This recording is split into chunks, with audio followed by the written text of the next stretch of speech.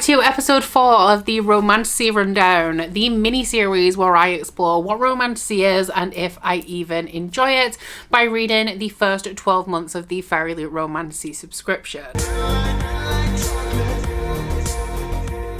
So if you have missed the first 3 episodes of this series, they will be linked down in my description box in a playlist, so you can find out why I'm doing this series, what it means, and what I hope to achieve. And you can also hear my thoughts on all 9 of the 2024 Fairyloot Romantasy picks. But if you guys are caught up and you're eager to find out what I'm going to be reading for the final episode in this round, at least, of the Romantasy Rundown, then buckle up, because I think it is going to be a pretty wild one, hopefully in a good way. But I'm now moving on to the 2025 Fairyloot Romantasy selections, and of these 3, I have a low-key, fingers crossed, a 5-star prediction, one where I've heard good things about the author, and one that I don't really have an opinion on. So the books for this video are going to be the Starlight Heir by Emily Howard from January 2025, Iron and Embers by Helen Shura, which is the February 2025 pick, and Firebird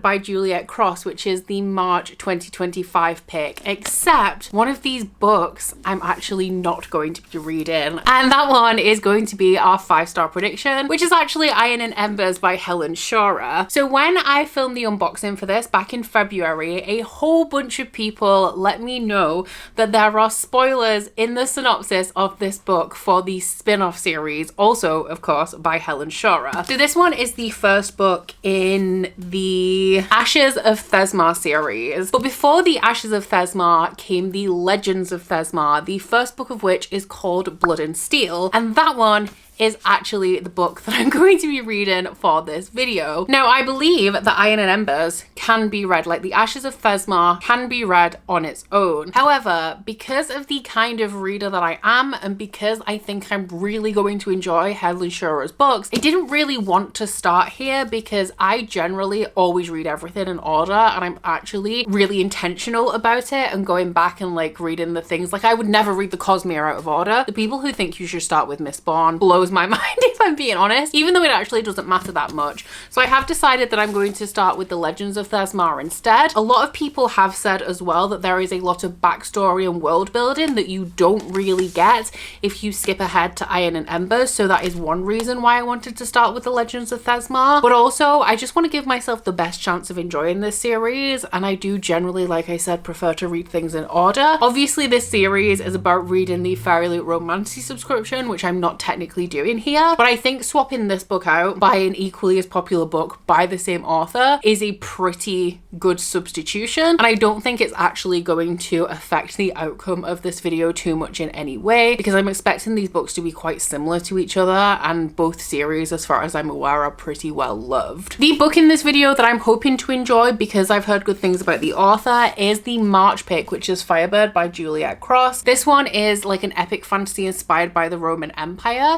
I'm a little bit nervous about this one because, as far as I'm aware, like the books that I know of by Juliet Cross, even though I haven't read anything by her, are paranormal romances, and I haven't read them, so I don't actually know this, but the covers have always given me like cozy fantasy vibes, which is a very different vibe to what I'm expecting this to be. This sounds like something I'm gonna love. However, the other books that this author has previously written seem to be very different from this one, so I'm wondering like how this one is going to be in execution. And then the book that I'm going to be starting this video with is the one that I don't really have any opinion on, which is the Starlight Heir by Emily Howard. I've heard absolutely nobody talk about this. I don't have any preconceptions going in. I know that Emily Howard has written and released books before. I think they might have been indie books, but that is the extent of my knowledge. I'm glad that we're starting with this one because I am expecting to like the other 2, whereas this one I have no idea, so I feel like if there's one that I'm likely to enjoy the least, it could be this one, and then we can kind of only go up from here. But in terms of the plot, I think that this has some sort of like series of trials or competition where the main character is selected to compete for the hand of like the prince, but I don't think that it's necessarily something she wants to do. So it definitely sounds good and like something I might enjoy, and then hopefully my pretty low expectations leave this book plenty of room to surprise me.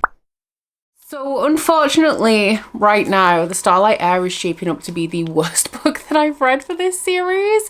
Since probably episode 1, I'm not really vibing with this one. I have a bit of an issue with the pacing and also a little bit of an issue with the writing as well. I'm about 30 to 40% of the way through it. I'm on page 122. And while I do feel like this has potential, I just feel like in execution, it's not really given anything, if I'm being honest. So plot wise, this one is about a girl who is a blacksmith and she makes magical weapons. She's not supposed to, it's illegal, but I can't remember whether the reason that it's illegal is because you're not supposed to be able to access the material that makes the weapons magical, or whether she's literally like imbuing some sort of magic into the weapons. I think it's the first one. I think it's something that can be done, but you're not supposed to have access to the material. And one day she's summoned to participate in this series of trials, which is going to pick the bride for the prince of the realm, so she will eventually become the queen. And she receives this invitation, but she has absolutely no idea why. Like, the other people around her that are picked are more beautiful than her or more ladylike than her, but she has no choice but to go along to this competition anyway. So shortly after arriving, she meets the younger prince, the bastard prince of the realm, who she mistakes for a gardener, and starts to be drawn a little bit closer to him, while she realizes and observes that the crown prince, the one that she's in the series of trials to marry, is really not a great guy. He's a creep, he's a sleaze, and that's just like really the tip of the iceberg with him. So as she's like being more and more repulsed by the guy that she's potentially supposed to marry, she's growing closer and closer to his younger brother, who is treated as a member of the royal family, but because he's a bastard, he's also very much looked down upon. And as this series of trials unfolds, which it seems like I'm getting really into like the spoilers of this book, but honestly this is all laid out in the synopsis, like halfway down the synopsis actually, because it's a lengthy one. But as this series of trials is unfolding, the main character discovers that the real reason that they are performing in these trials is not to pick the right bride for the prince in terms of like the most beautiful, the most talented, the most fitting bride. It is to uncover a woman who is prophesied to have the magic of the stars and is called like the Star Keeper, which of course turns out to be our main character. Now, I'll be honest, the series of trials is already over and I'm about a third of the way through this book. So I feel like that is a real hook for me. It's a real buzzword. I love a competition. I love trials, but everything in here is just moving so quickly, like it's just checking off a list of things that the book needs to accomplish. Now, obviously the focus of this book is then not going to be that competition, but I just wish that in every element of this book we were spending a little bit more time on it, because at this moment, like, I don't really care. The world building is introduced like as it's relevant, as opposed to being well established at the beginning, which is just a style that is not my preference. Like, I really like to have an understanding and a grounding of a world before we start to explore the plot, which is why I like it when we spend time in areas like the series of trials to really introduce us to the world and the characters and the story before the plot really starts to change. But this is just a little bit more of a faster paced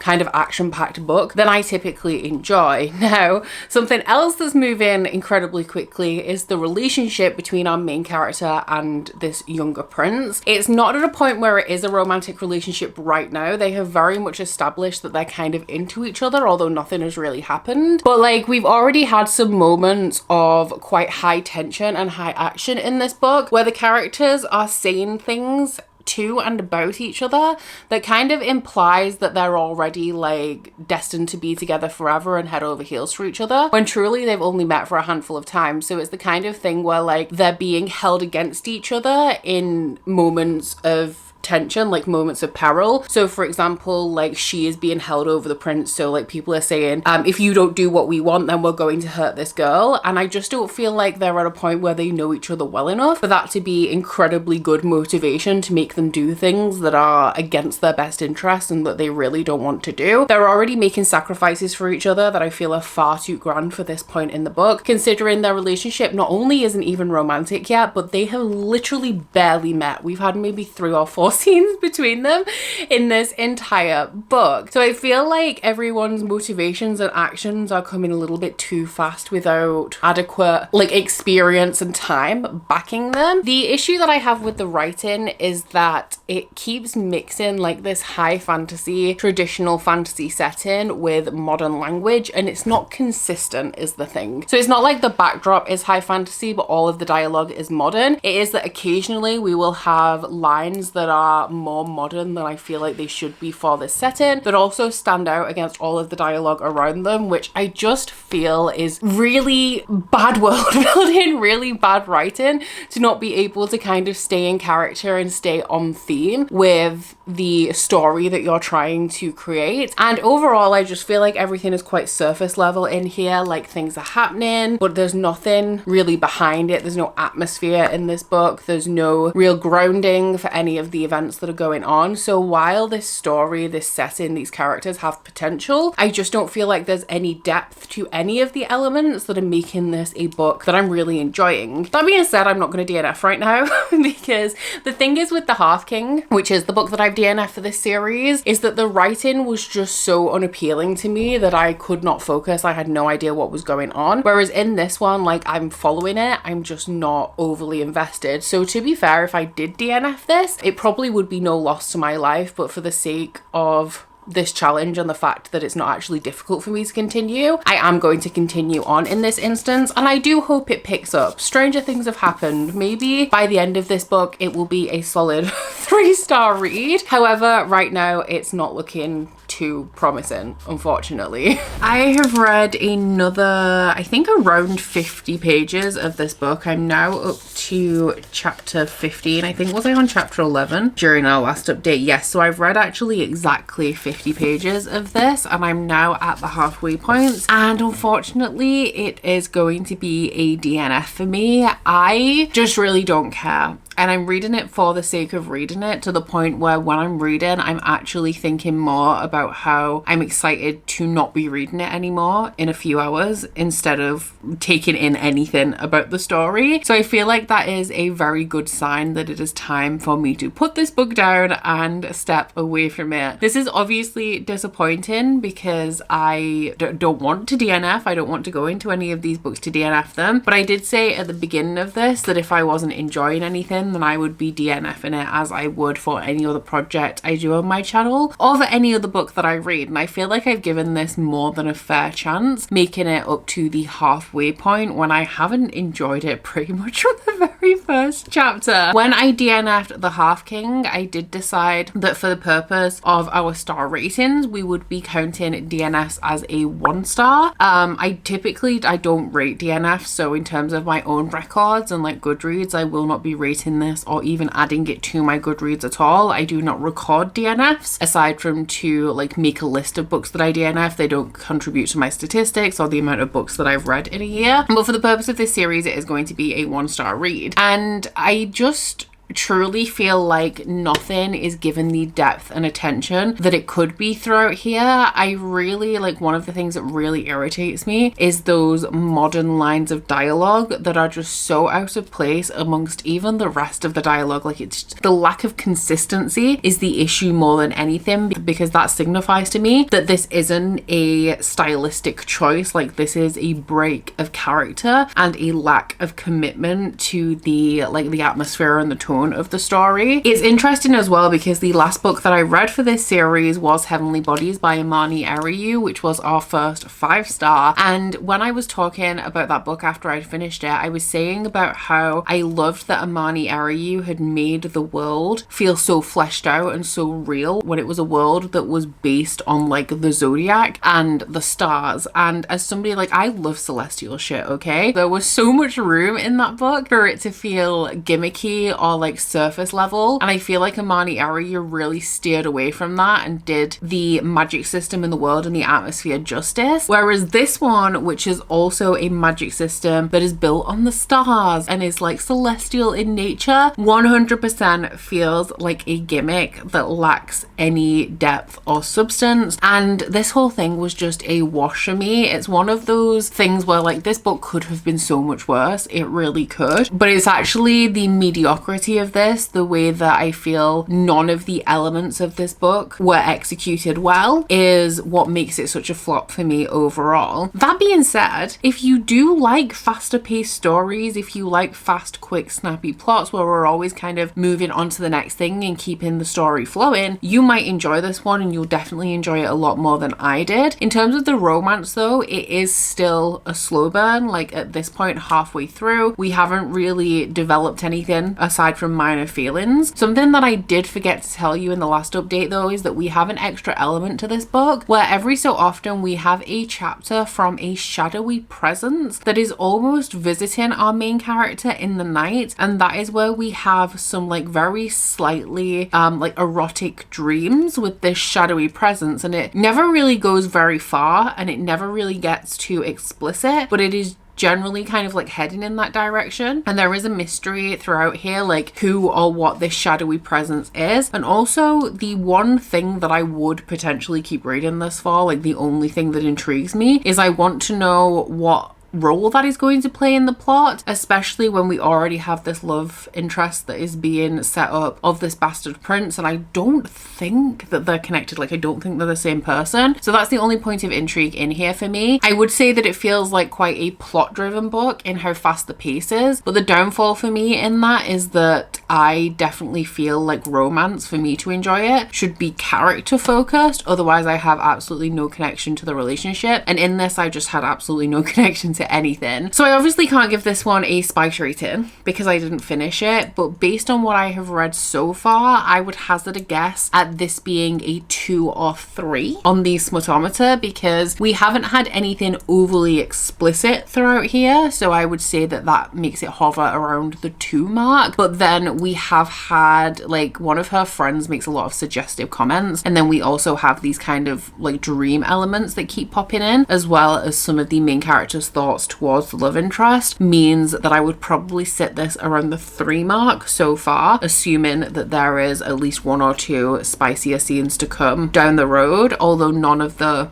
language in here up until this point has been overly explicit. So that was a wash, which is very sad, but I'm actually not too pressed about it because we are now going to be moving on to my 5-star prediction of this episode, which is of course Blood and Steel by Helen Shora. So I do have this on my Kindle because it is on Kindle Unlimited, and we are of course substituting this for Iron and Embers, which is the first book in a spin-off series, so I don't really want to be getting into this right now, but this is pretty much going to be me dipping my toes into Helen Shora, who is an author I have heard amazing things about. So I do think that this might be the longest book that we read overall. Iron and Embers is 518 pages, and I'm pretty sure that Blood and Steel is similar. So according to the ebook on KU, this one is 535 pages, which is kind of around what I expected. And I gotta be honest, I have no idea what this is about. I've seen lots of really good reviews for it, but only kind of in passing. I haven't like seen any videos where people have actually been reading this and sharing their thoughts. But the reason why I expect to enjoy this is the same as with Heavenly Bodies. It is the people who are enjoying it that has caught my attention, because they are people who have very similar tastes in romantic fantasy to me. So, okay. So this looks like it's going to have an academy setting. It is following a woman whose death has been foretold, and she has 3 years to become what she's always dreamed of being, a warrior legend. However, you can't be a warrior if you are a woman in this world. So she has had to train in secret her entire life, and now she is going to be trying to secure her place in the elite guard charged with the protection of the 5 kingdoms. And our love interest in here is Wilder Hawthorne, an unwilling warrior chaperone. So obviously the plot is going to thicken from there, but what I'm really hoping for from this book is that we use this like training montage or academy setting, however that element of the story is going to unfold, to really get us acquainted with the world and our characters and their dynamic before the plot starts to really expand, which typically I like to see happening towards the end of the book going into the rest of the series, as opposed to being like super at the forefront of the first book. And like I said, based on the vague things I've heard about this,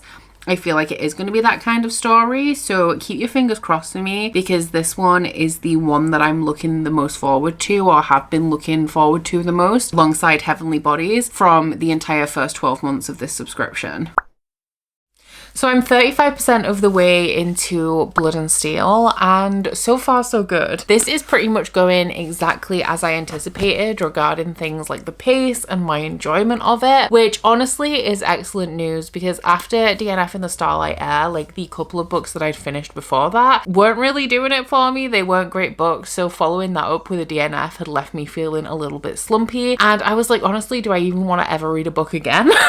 Blood and Steel is thankfully saving the day. So in this one, we are following a young woman called Thea, and 20 years prior to the start of the story, there was a prophecy about a woman wielding a blade that was going to herald the darkness. So the rulers of the world decided that because of this, women were not allowed to be warriors anymore. They were stripped of their weapons, and no woman is now allowed to wield a blade. So our main character Thea is an alchemist. That is somebody who is responsible for mixing like tonics, potions, poisons. And while this is a worthwhile job that contributes towards the safety of the realms, it is not something that Thea feels especially passionate about. The one thing that she wants to do is become one of the, I think they're called the Blades of Thesmar, which are these elite warriors. Now there used to be quite a few of them. There are currently only 3, because as time is going on, more and more people are leaving for various reasons. So the guards that they have are dwindling, and then the pool of elite warriors is also getting smaller and smaller. And then when you add into the fact that women are no longer able to be guards anymore, that obviously significantly reduces the pool. So our main character kind of shirks her duties, and she watches the, what are they called, shield bearers training every day, and she kind of like performs her own drills in the shadows. And one day she's found out by one of these guys, one of these war swords of Thesmar called Wilder Hawthorne, who reports her to the authorities. Now she obviously gets in trouble, but she kind of pleads her case, and somebody who also pleads her case on her behalf is the woman who is currently, I don't know what her official job is, she's like the keeper of the records or something, but she used to be one of the war swords of Thesmar up until she wasn't allowed to fight anymore. So she kind of pleads Thea's case and recommends that she goes to the kings of the realm and asks if they can make an exception for her, because she is extremely passionate about her job and also extremely talented. So the leaders of the guild agree, and Wilder escorts her to the king, where she makes her case. Now, due to a series of events that unfolds, her wish is granted, and she can now become training to become one of these legendary war swords. However, there is an additional spanner in the works, because as well as this prophecy about a woman wielding a blade, our main character herself has also been granted a fate. I think that this was at her birth, and she knows that she's going to be dying at age 27, so she only has 3 years left to achieve her dream, which is why she is extremely committed to making this happen for herself pretty much right now. So in terms of the pacing, it is quite slow, which I really enjoy. So I'm like almost 200 pages into it now, and we're at the point where like the actual training to be a war sword has not quite begun yet. As I discussed in the last book and my hopes for this one, this is exactly what I wanted, because what we have had in this first 200 pages is lots of character development. These two don't really like each other. It's clear that Wilder has a lot of issues and he does not appreciate our main character at all. And so we are setting up a little bit of a hate to love here. But what I like is because we spent so much time traveling with the characters while they kind of get to know each other a little better, we do start to see them soften towards each other. Our main character Thea does greatly admire Wilder because he is one of these legendary war swords, but she can't get over the fact that their personalities just keep clashing and they're not seeming to get along. So she's also like a little bit bristly towards him, but is also continuously trying to wear him down and get him to train her as they're on this journey together to help her to succeed a little bit faster. Everything is going well so far. This book is not reinventing the wheel by any means, but it is very much in line with these type of fantasy romance stories that I really enjoy. I do still think that this book is a really good substitute for Iron and Embers to read for this vlog as well, because the main character, I did check, I haven't reread the synopsis of Iron and Embers because I have been told in my comments that it does contain spoilers for this series, which I obviously don't want, so don't tell me anything about that in the comments, because now that it's been a couple of months since I've read the synopsis, fly and without context, like I don't remember any of it. So I have no idea what the spoilers are that I read in the synopsis of Iron and Embers, but I do know that the main female lead of that series is Thea's sister, Ren, who is an alchemist as well. The reason why Thea is an alchemist is because Ren chose that dream, and because Thea couldn't choose one for herself, she kind of just went along with her sister. But Ren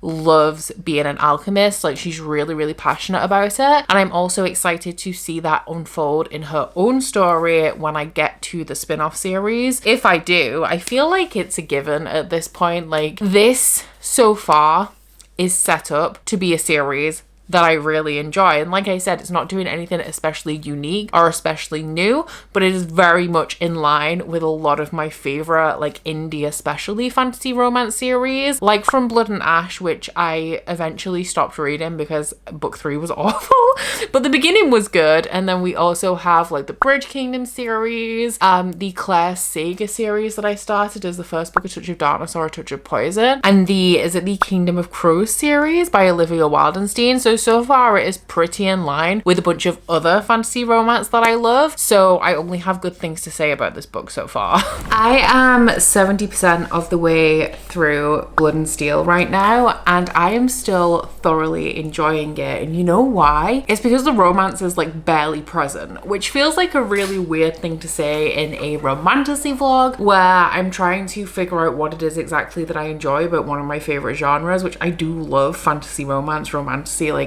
it's literally one of my favorite genres. But I think I've mentioned this before in this series, like, I am about the tension and the build up and the anticipation more than I am about any kind of like physical representation of romance. So I would have like at least a book building up to a kiss that eventually gets spicy, like later in the series, before I would have a book that has like explicit content within the first third. That's just my personal preference, because when I'm reading romance, it is the tension that I enjoy more than the smut. So this is right up my alley right now, because 70% of the way through we've had a kiss. That is it. I am here for it. Now, I do think, as I've mentioned, that this is a very good substitution because I've decided not to read Iron and Embers for this video, but it does make it a little bit difficult because I can't compare how different the spice rating is between the two books. I don't know how much romantic content is in Iron and Embers and whether it differs from the romantic content in Blood and Steel. I would anticipate and expect that a book in a similar series by the same author would have a similar kind of pacing and a similar kind of build up in that regard. It's what I generally notice. Like, all Ali Hazelwood books, very similar. All Sarah J Maas books, very similar. So I would expect them to be somewhat in line. But right now, in terms of Blood and Steel, if I had to give it a rating at this minute of what I assume it's going to end up being in terms of spiciness, I'd put it somewhere between 1 and 3. And right now, it's between like a 1 and a 2. I only say up to a 3 because I anticipate that we are going to get a little bit more romantic development in this one. I just don't really know how far that is going to go, and that is working out perfectly for me. I'm loving the dynamic between these two. There is no secret that there is attraction there, but because of their role, like the Legends of Thesmar cannot fraternize with each other. They can't take any wives while they're part of the order, and so the fact that Thea has now joined or is training to join this order is throwing a spanner in the works for both of them, because this attraction is mutual, and it is the way that they're trying to resist each other but keep getting pulled towards each other that I am eating up. Now, also in the last like 35% that I've read since I last spoke to you, the book has taken a shift, and it actually turned away from our two main characters being forced into proximity so much and spent a good deal of time focusing on our main character's development and this training procedure that she's going through. And it's interesting actually because I am bringing you guys this update now, and we have very recently, I think it's just been one chapter of the plot starting to pivot in a new direction, where I feel like we are really going to be gearing up to setting up the rest of the series and what the direction of the rest of the series might be. We're getting into a point where like a little bit more action is going to be introduced, and we're going to be progressing the plot a little bit. So pacing wise, this book has been perfect for me so far. It has worked out exactly as I anticipated, exactly as I wanted. The amount of romantic content in here has been exactly what I wanted from it and what I expected based on the people I know who love this, who have tastes that are very, very similar to mine. And so all is going well. Right now though, I'm not getting 5-star vibes from this. Unless it like dramatically nosedives in the last 30%, it is 100% going to be a 4. But right now, it's not feeling like a 5 because like I said, it's not really like reinventing the wheel. But I will say if we have a lot of high tension at the end of this, if we end on a cliffhanger, if things start to get really dramatic, if I start to get more emotionally connected when things start to go wrong, because one of the reasons why I love books with such a slow build like this, and this applies to fantasy as well as fantasy romance, and even in some instances contemporary, I like to be attached to the characters and well grounded within the world, so that when things start to go wrong, like I care, like I'm not just being told that the character's sad because this bad thing has happened. Like as the bad thing is unfolding, I care because I now care about the character. So if we have any of that kind of development in this last 30%, then this definitely could be a 5-star. But regardless, I'm not disappointed with my reading experience so far, and this is a series that right now I can definitely see myself continuing on with.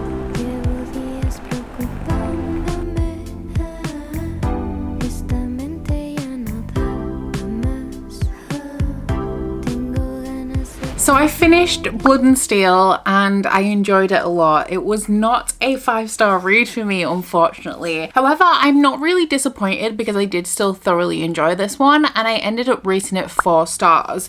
So the best way that I can describe this one is that it was just like a very solid book for me. I've said it a million times while I've been talking about it. I don't think it did anything super unique or pushed any boundaries or really shocked me in any way, but it was very much in keeping with a bunch of fantasy romance series I've read in the past and really enjoyed. Some of the more recent ones that I feel like this is quite similar to is like the Lady of Darkness series by Melissa K. Rorich, and also A Crown of Oaths and Curses by J. Bree. So they have like very similar writing styles, very similar levels of tension, similar kinds of love interest, similar kinds of plots, and that is great for me when it is something that I really love. Like in this instance, it is it's my preferred format, my preferred structure, my preferred formula when it comes to this genre. So it worked out really well for me. It just didn't turn out to be one of my new favorites. The way that this book was structured is honestly my personal preference when it comes to any kind of fantasy, not just fantasy romance. I find it especially effective when we have something like a series of trials or a magic school or a training academy as part of the plot, because we have a almost predictable structure to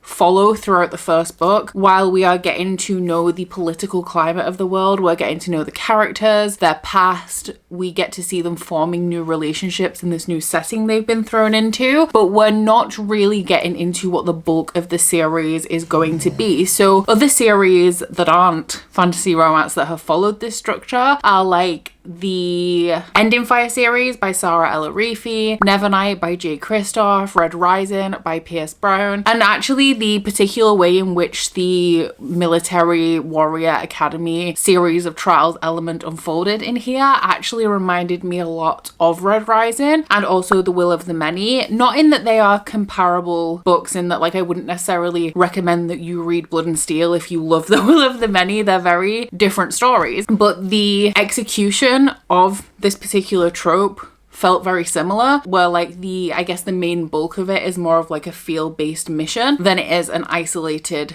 test. So all of those elements I really liked. I also enjoyed our love interest, who is called Wilder Hawthorne. Really keep struggling to remember his name. If I had to compare him to like one of the most well-known love interests, I would say he's like a Cassian type, like a strong warrior. He is very protective, he's very loyal, and something that I really enjoy actually is that he puts on a little bit of a harder front to everyone around him, but even our main character a little bit, even though like you kind of can see him kind of softening towards her. But then occasionally we have chapters in his perspective where he talks about like how, not obsessed in like a weird way, but how he, despite his best interest, despite his best intentions, he can't help but be drawn to her and he finds her beautiful and all of this, which as we know falls into the he falls first trope or he falls hardest, which is one of my favorites. Who am I kidding? It's my favorite romance trope, and we all know it. Something that I did also really enjoy about this is that it does prolong the romantic tension that we have, even going into book 2. So it's kind of like, don't know if I would consider it to be star-crossed lovers, but it is a case of two people very clearly into each other,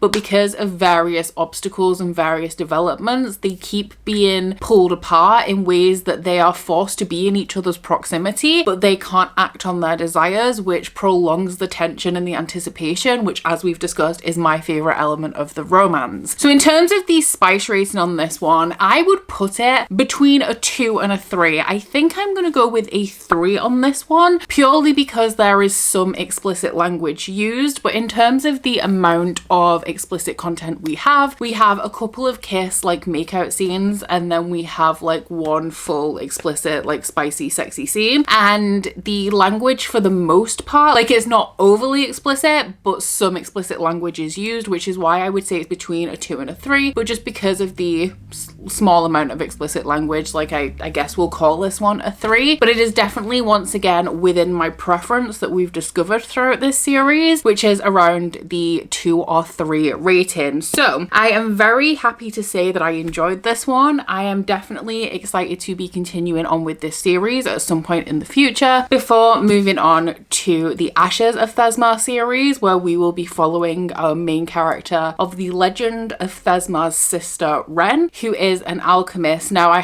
still haven't cracked the synopsis on this. I'm not going to look into it. Don't want to spoil myself. Don't want to know anything. But at the minute, while our main character really loves her sister, she annoys me a little bit. I know that that is going to be rectified when we get her perspective, but just some of the ways that she behaves to our main character, I'm not loving. But then you can also completely say the reverse, like the way that the main character has been treating her also isn't great, and it's just the fact that we're in Thea's perspective that endears us to her slightly more. So book 11 was a success, and we are now going to be moving on to the final book we are going to be tackling for this series, book number 12 from March 2025 of the Fairyloot Romantasy subscription, which is Firebird by Juliet Cross. Now, obviously, this is a very, very recent release. I unboxed this literally less than a week before I'm filming this clip, and I am very much, like, in terms of social media, I am more of a post and go person. I'm not on Twitter, I'm not on Threads, so if any kind of information about books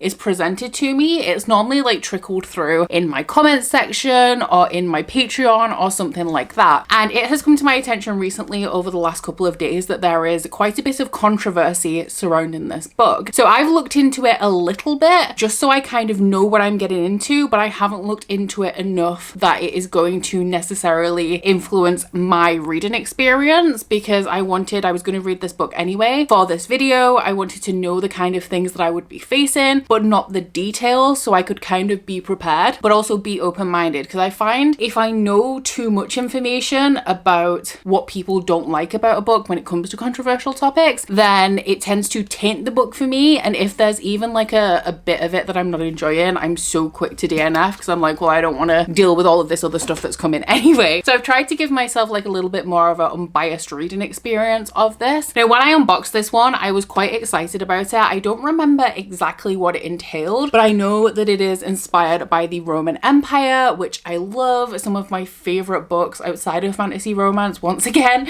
Red Rising, The Will of the Many. There's definitely more than that, but I do. Nevernight, once again, is also inspired by ancient Rome, but I love me like an ancient Roman civilization story, so I was very excited about it because of that. Now, the main issue, I think, with this book is that it does contain a slave and slave master romantic relationship, and I think a lot of people are upset because it doesn't advertise itself as such. So I am going to reread the synopsis and see whether it does give any inkling of that. So now that I know that this is a slave master romance, I can kind of see where it's hinted at or alluded to in the synopsis, but it is in no means like explicitly disclosed as that. And quickly flicking through, I will be reading the bound in letter from the author and also the author's note, but there's no like explicit content warning section. So the author's note says that Juliet Cross has used creative license to create a world that is inspired by the Roman Empire and also inspired by the ancient territory of Dacia, which is modern day Romania, but it's not historically accurate. And then towards the end of the author's note, it says, like the historical Rome, they use their power and strength to conquer and burn and enslave. And as history proves, there will always be rebellion and revolution in the face of oppression and tyranny. So in that sentence there, where it says that the Romans use their power to conquer, burn and enslave, is the only time that the word slave is used throughout this. There's no content warnings on it, which I feel like it does specify that it is a dark fantasy romance, so I feel like maybe some content warnings would be warranted. Obviously I haven't read this yet, so I don't know the extent of the representation, the themes or anything like that, but that is just kind of knowing a little bit about the discourse surrounding this book. That's just kind of my first opinion. So in terms of the plot of this one, we are following a guy who I think is the nephew to the emperor, once again inspired by ancient Rome, and he is inexplicably drawn towards this woman who he sees on a battlefield, and he shifts into his dragon form to save her life. Now the only thing in the synopsis that hints towards the slave master relationship is that it says he and his dragon know one thing: she belongs to them. But I feel like we could just kind of like write that off as typical fantasy romance possessiveness, especially when we have a shapeshifter and that instinctual desire to protect. So it does seem to be two people who are inexplicably drawn together despite being on very different sides of this like potential conflict, but I don't really know anything more about it than that. But I will of course be sure to let you know when I've made it a little ways of the way through this one. It's 390 pages, so a pretty standard length, and like I said, I was excited about this one to start off with, so I am hoping that I do enjoy it. So I am 140 pages into Firebird now. I found the perfect dust jacket for this book. I do get a lot of questions about these as well when I use them because they are hardcover sleeves. I get all of mine in Illumicrates, but I know that you can pick up similar ones on Etsy. Just thought I would mention it because, like I said, I do get questions pretty much every time I use them. But 140 is about 35% of the way through this book, I think. And I have to say, I'm really enjoying this one so far. I think that it is arguably one of the best written books that I've read for this series so far. And I think part of that is that this does feel like a high or epic fantasy book as opposed to a fantasy romance. And not to say that the writing is necessarily worse in fantasy romance. I just feel like sometimes the writing is very similar between books and between series. So when I just read Blood and Steel, I was like, this is pretty much in line with a bunch of other stuff that I've read and enjoyed, and the writing styles between all of those things are very similar. Whereas when I'm reading this, it doesn't automatically put me in a space of a fantasy romance. It feels a lot more like a traditional fantasy story for me at this moment. Now, of course, there is going to be a more romantic plot introduced in here that is assumedly going to come to the forefront, and I especially think that's true because from what I've gathered from the author note at the beginning and also what I've read of this book so far, I think that this is going to be a series format that I typically don't love, which is where we follow a different couple in every book. So when we have fantasy romance series, I prefer to follow one couple from start to finish, and then maybe if we have other characters, like once again with The Legend of Thesma, then have a spin-off series that follows those characters. For me personally, it's because, as you've probably noticed, I love a slow burn, I love long books, I love slow books in general, and I love to maintain that tension for as long as possible. And you get, obviously, because you have so much more page time, you get slower romantic progression when you have like 4 books dedicated to one couple as opposed to a singular one. Now, that being said, the romance in here is not progressing quickly at all. Aside from mutual attraction, especially on the part of our female main character, there's nothing really romantic happening. The male main character has had like a visceral instinctual response to her, but at the moment they're not really crossing any lines into anything actually romantic. So in this, we are following a main character who is a dancer. She performs with her sisters, and in the prologue we establish this. She is putting on a performance, and our main male character, who at the time I think is a centurion, is in the audience, and even though she's warned not to, she puts on like a little bit more of an elaborate elaborate and attention-grabbing display than she maybe should when she's performing in front of the enemy. So our male main character then gives her this coin that he describes as a boon because he says that the Lady Fortuna, which is a god, has compelled him to give it to her. So she keeps this on her, and 4 years later there is a battle where the Romans defeat the Celts, and the Celts have been using the aid of a witch to succeed in battle. So now that they've been defeated, the male main character Julian is trying to stop his warriors from assaulting, pillaging, essentially raping and pillaging as like the spoils of war, because that is not something that he condones in his warband. And he comes across this witch, and his dragon just has this instinctual response, and he takes her to his house where she becomes one of his slaves. Now this is not, because obviously I am aware we've talked about the controversy surrounding this book. There are no shades of grey in here regarding whether this is a slave and slave master relationship. Like, it 100% is. There is no like, oh, she's treated like a slave, but she's not technically a slave. She is literally a slave of his household, and she wears a collar around her neck with his name on it. So that is not up for discussion. Like, 100% on page is happening. However, our love interest, our male main character Julian, whose perspective we do also get throughout this book, is very much not like other boys, and he treats his slaves differently. Like, he rescues people who would end up in terrible situations, and they become a slave of his household instead, where they are treated better, but for all intents and purposes, like, they are still slaves. And that is not me condoning his behavior at all. That is just me telling you my observation from like reading this book. And while he doesn't necessarily agree with the Roman Empire and the way that they conduct themselves, he is also complacent and plays a part in this system. So he is not innocent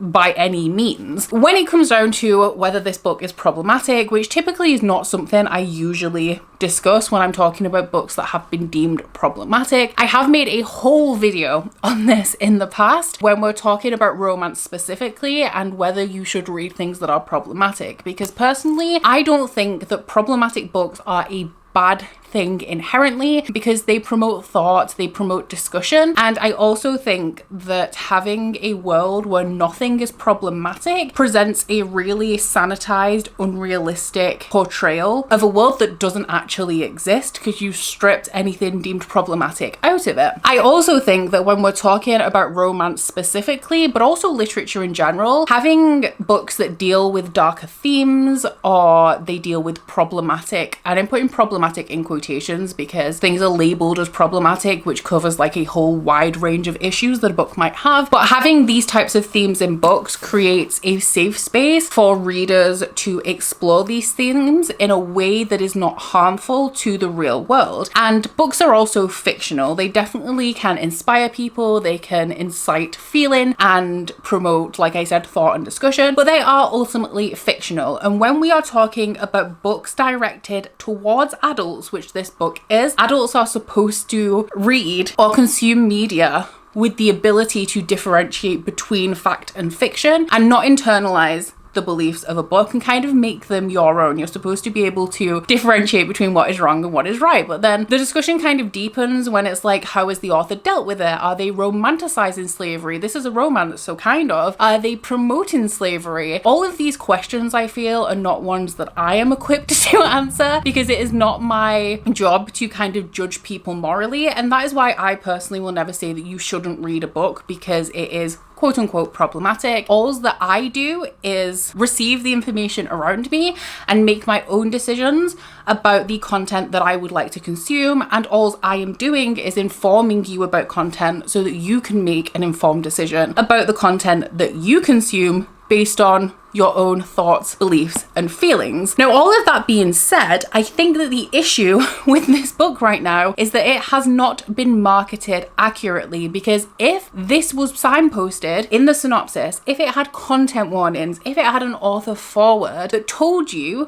that this was a slave and slave master relationship, then people could make an informed decision about whether they wanted to consume this book. But instead, what is happening is they are going in with a synopsis that, for all intents and purposes, aside from the fact that it says that it's dark in the synopsis and that it involves the Roman Empire, which they did a lot of great things in terms of like industry, innovation, civilization, but they also did a lot of really awful things, it doesn't really indicate how dark this book is. And there is a sexual assault on the first page of this story. And sexual assault and rape does play a big part in this story. It is a recurring theme. There is also the fact that like even the romance is a slave master relationship, so there is a lack of consent there just inherently. And I think that these are things that should be indicated before you pick this book up, so you can decide if it's something that you want to read. And I do think that all of these things should be things that are disclosed before you go into this book, so that you can decide if you want to read it, because I completely understand why people have been blindsided by this book and not expected it to be as dark as it is, because I have also read a bunch of books that say that they're dark, but they're just really not. And this one, I would say, definitely deals with heavier topics, darker topics, in quite a lot of graphic detail. Now, in terms of the romantic relationship and my personal thoughts on it, it is actually currently my least favorite part of this. One reason is because I don't like shifters, and I think in episode 1 I discussed exactly why shifter romances don't typically work for me. It is the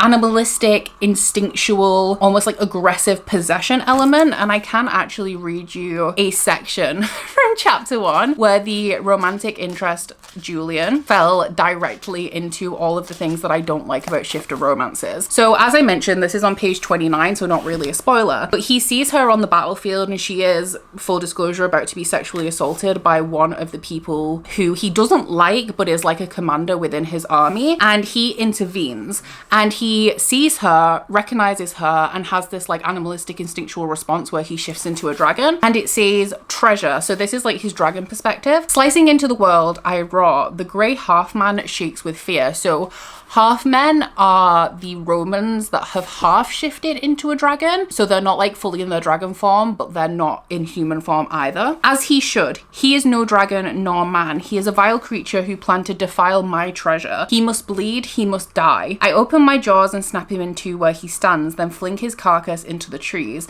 His blood wets my tongue, so sweet, so just. My female. Her skin is splattered with the blood of the enemy.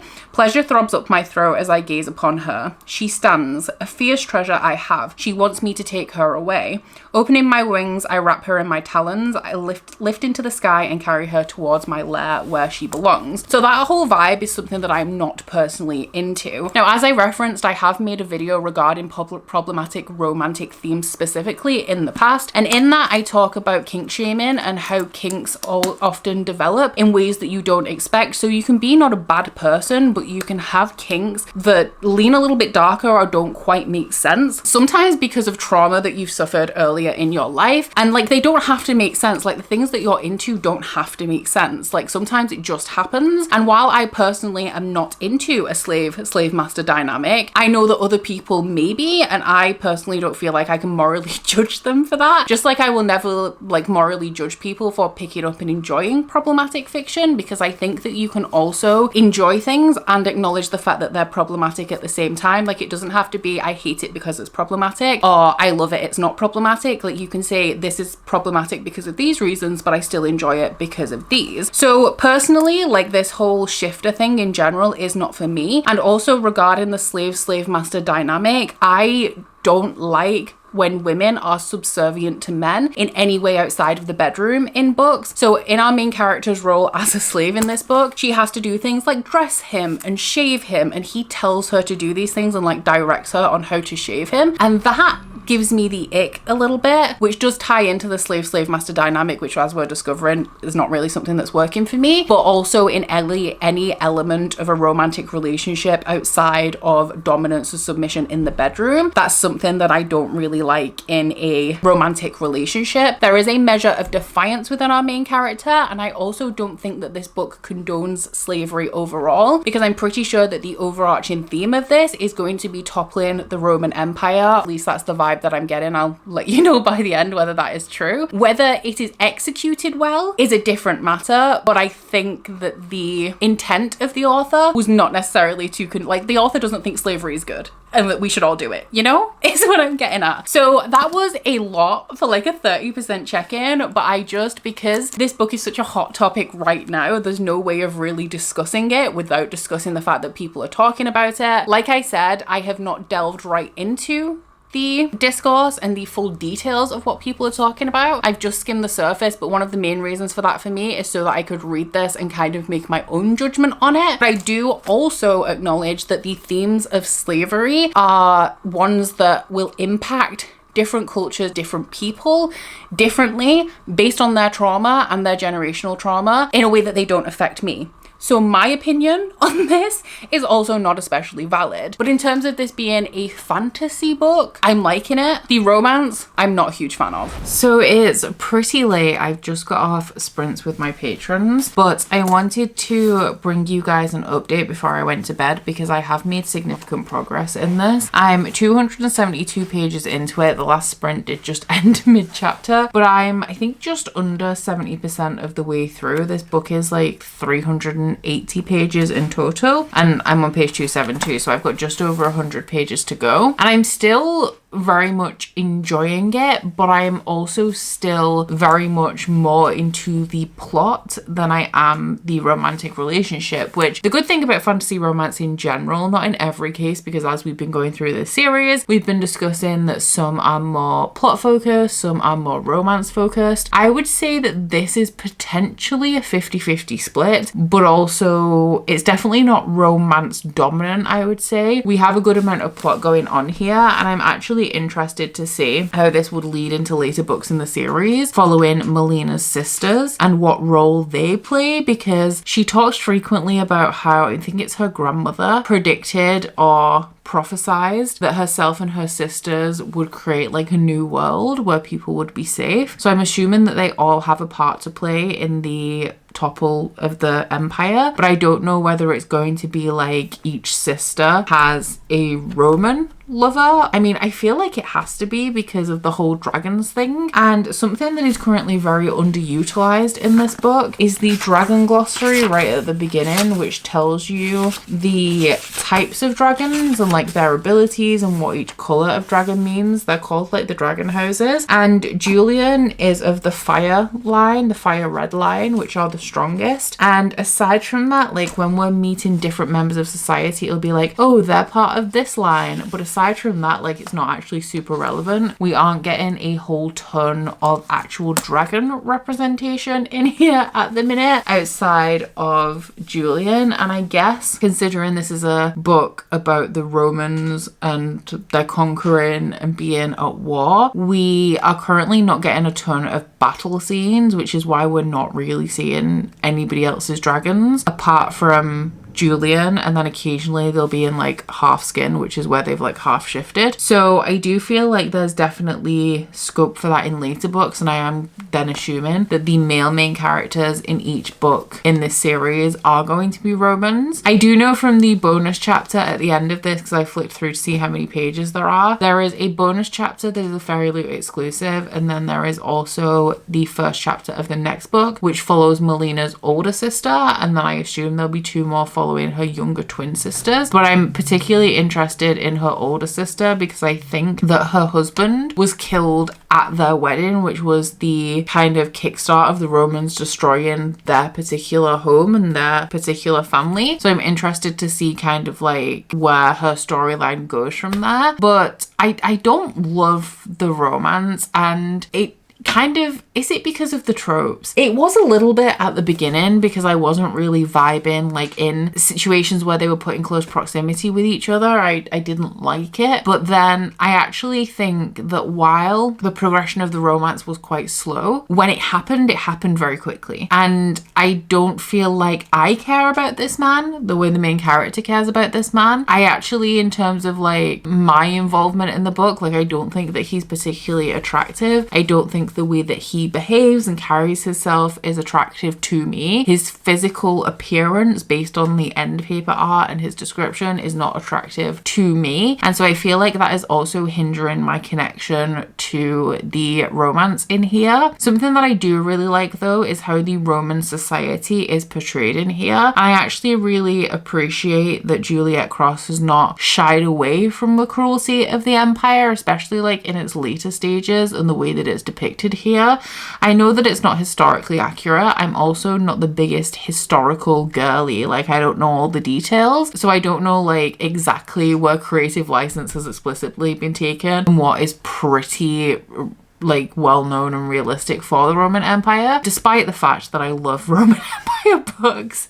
The actual Roman Empire themselves, I feel like, is an area of history that I know a little bit about, not like a great deal by any means, but it is something that we're kind of like taught in school like when we're very young, and it's one of the areas of history that I remember. The only other thing that I actually remember learning about at all is World War II in high school, which is such a part of like British history that like you learn about that at various points throughout your life in different areas in the UK, but also the Tudors. That's and Boudica or Boudicca, who was I'm gonna show myself up here, the Celtic queen. Boudica was the queen of a Celtic tribe, and also interestingly enough, she did lead a failed uprising against the conquering forces of the Roman Empire, so kind of relevant to this whole topic. But yeah, outside of that, like I'm not a history nerd at all, and I don't even remember at this point why it's super relevant. The cruelty that we're seeing portrayed by the Roman Empire. I feel like sometimes in fantasy romance we do deal a lot with things like torture and oppression and genocide as like key themes of fantasy, including fantasy romance, but I feel like we don't really see like callous displays of casual cruelty like we're getting littered throughout this book. Like, the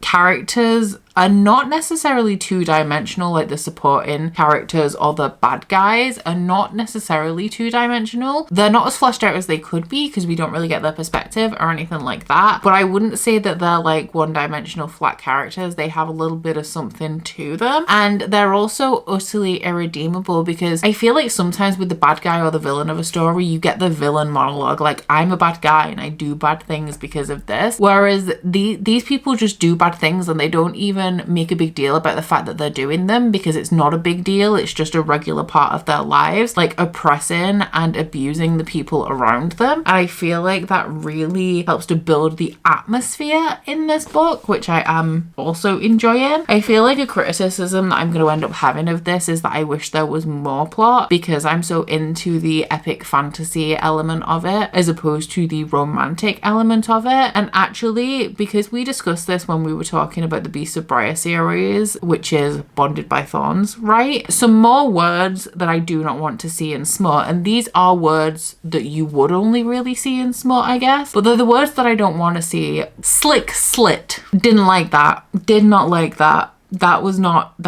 working for me at all. But the worst one is quim. Is there anybody who likes that word? It could never be me. And they were used because there's like words like that used in very casually or in a derogatory way in conversation between like the emperor and Julian, but those two examples were specifically used in like a spicy scene with the main characters and I was not vibing with it. So in terms of the plot and the writing and all of that good stuff, like, I'm still pretty much enjoying it. I do have a little bit more to discuss in terms of the contents of this book, but honestly, I feel like I am a little bit too tired right now to do that topic justice. So we're going to table it, I guess, until I've finished the book and we can revisit that a little bit more then. So I finished Firebird, and unfortunately by the end of this one I did not love it as much as I hoped that I would when we were in the beginning stages, and I actually think that it is my love of fantasy inspired by the Roman Empire that was my downfall in this instance, because the books in the series that I've read in the past have just been so detailed, so intense, so intricate, so elaborate with like epic sweeping plots, that because this was a fantasy romance and not an especially long one,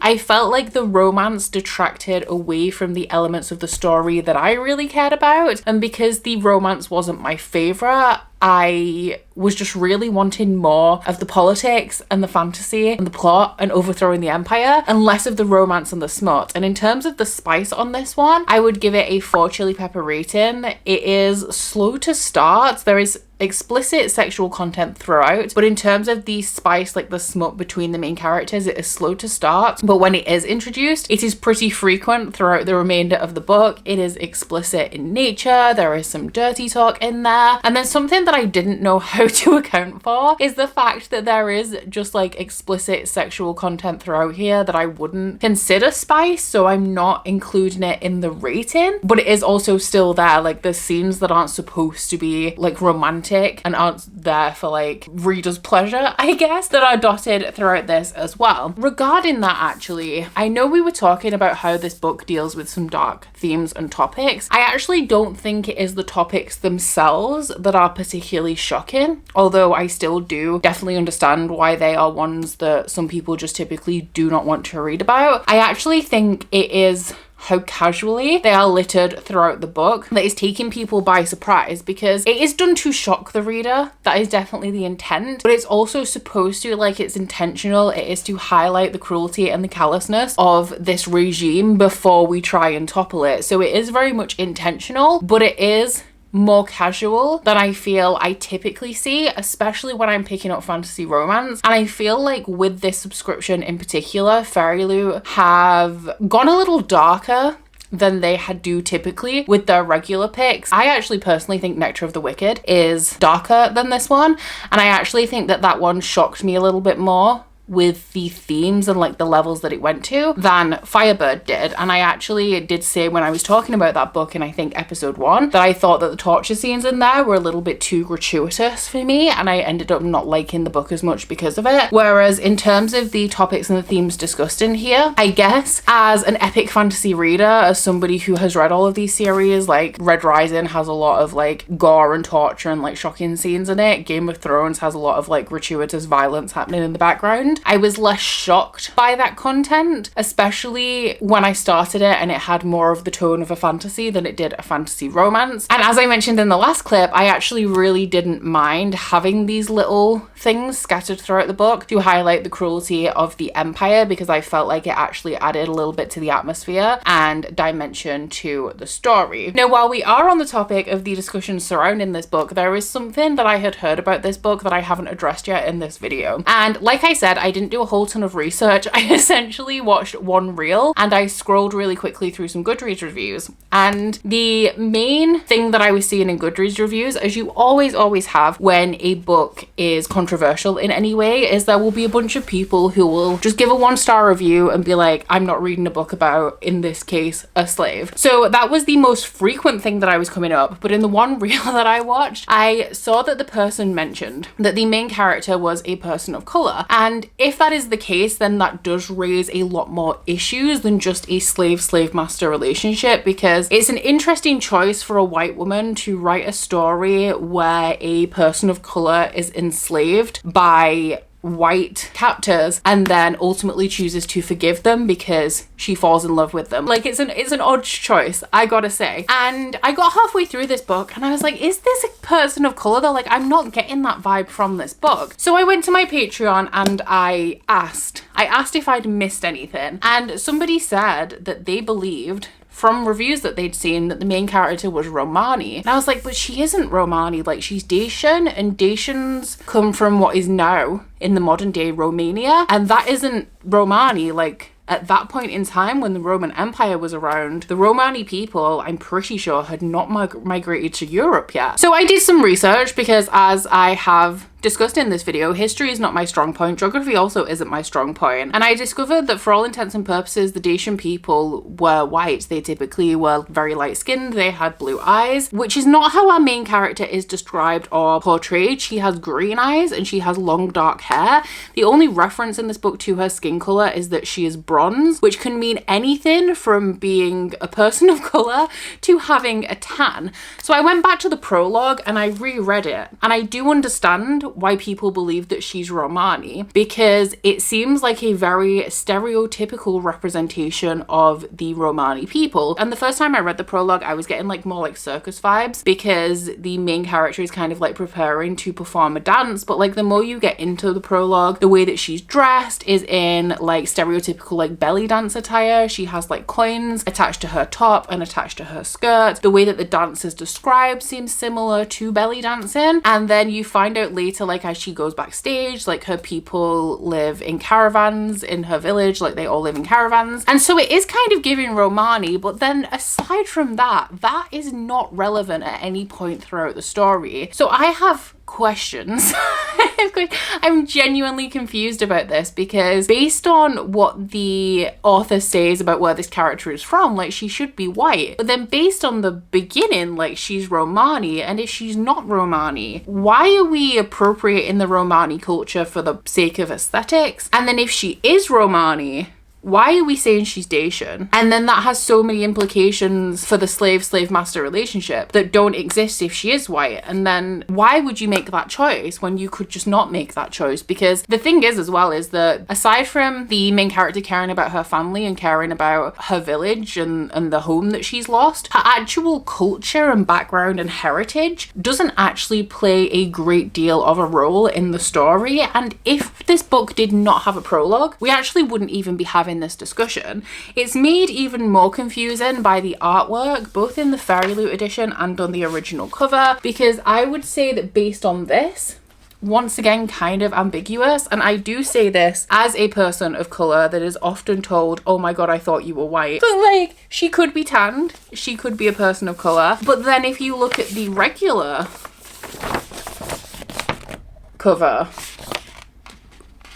she once again could be a person of color. Like I said, I am often mistaken for a white person, but also like to me, she looks white. So I definitely understand why reviewers of color have issue with this, because it is, to me, it is either a matter of cultural appropriation or we have a person of color enslaved by a white person and then forgiving them, but there's no significance to her being a person of colour, so it's actually just in poor taste if that is the case. And then on top of that, I do think that Juliet Cross is kind of skirting the question and refusing to address it in any way, shape or form. So I just wanted to bring that up to say that there are kind of like valid concerns about this book, and I understand where the confusion arises. Whether she's POC or not, I honestly could not tell you, because there is very conflicting information throughout the entire thing. And then I actually genuinely had to stop and think for a moment whether Juliet Cross knows that there's a difference between Romanian people and Romani people. And I really hope that that's not the case, because that would be kind of embarrassing. I know that she said in the prologue that she's taking creative license with this, but that's a little bit too much creative license, because I'm pretty sure the Romani people originated from somewhere around India, if not India. I don't know how long India has been India, and then migrated across Europe, and they're not like Dacians. Like Dacians are different. And the thing is as well, like I found all of this information out from like a very brief Google session, and I'd like to think that if I were writing a book, I would do a little bit more research than that.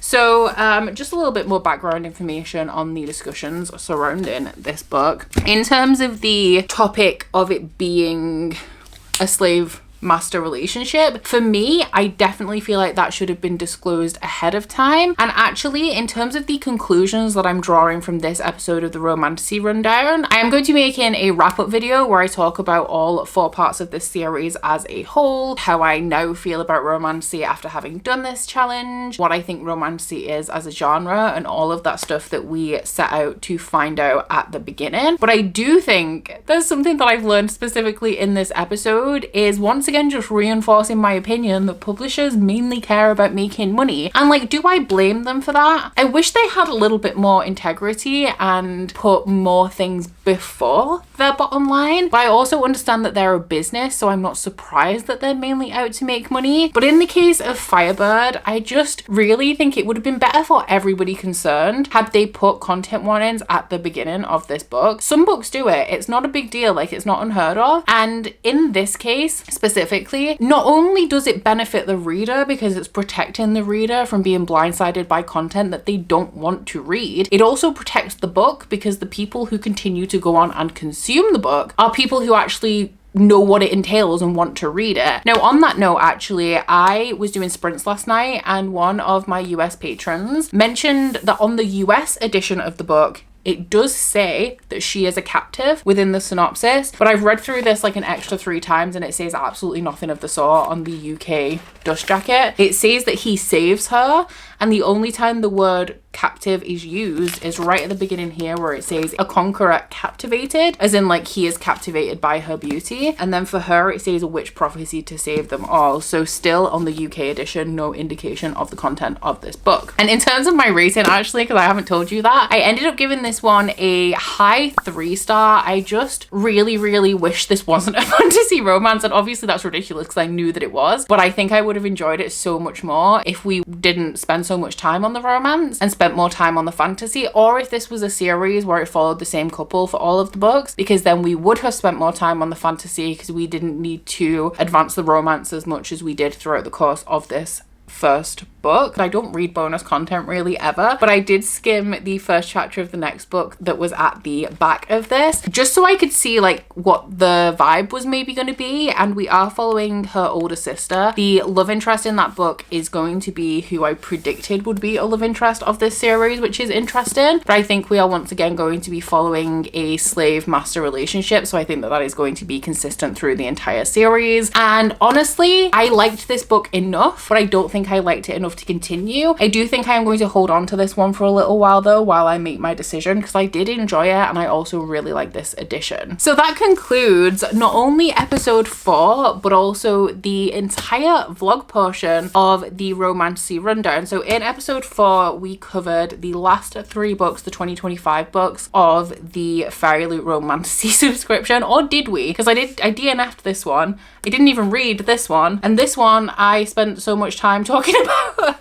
what everyone else was saying about it. But I also hope that I did a good job of just talking about generally the contents of the book and my enjoyment of it alongside that as well. So this is the final vlog installment of this series. I do hope you've enjoyed it. Please let me know what you think of the series as a whole down in the comments, and whether you would like me to do anything similar to this in the future. I think because of the angle that I've decided to go on this, there is definitely potential for me to continue to explore the romantasy genre in the future, but using different selection processes for the books. So I could read like hyped romantasy or like romantasy chosen by viewers, and there's different ways that this could go. So if you have enjoyed this series, enjoyed this format, do let me know, and I can think about new and interesting ways to continue exploring the genre with you in the future. But while this is the last vlog section, there is going to be one more installment in this series where I wrap us up and I talk about all 12 books that I read or attempted to read in 2 cases for the Romantasy Rundown, what I think about romantasy as a genre, whether I enjoy it, and also a little bit about the Fairyloot subscription. There is going to be a quick turnaround on this video going live and the wrap up, but do feel free to leave me any questions in the comments that you would like answering in the wrap up, and if they manage to get to me in time, they may be included in the video. But I have also made a community post asking people for questions, so I do have a couple to go off, and quite a few of them were about the romantasy subscription in general, but also in comparison to other subscriptions. So I am going to be talking a little bit about that as well. But aside from that, guys, I do hope that you've enjoyed this vlog and this series. If you have, please don't forget to like if you liked it and subscribe if you wanna. If you head into my description box, you will find a link to my Goodreads, my Instagram, and my Patreon if you would like to follow me on any of those. But that's it from me today, guys. Bye! Oh, you bite your friend like chocolate. You say you will go and nobody knows, with guns hidden under our petticoats. We're never gonna quit it, no, we're never gonna quit it, no.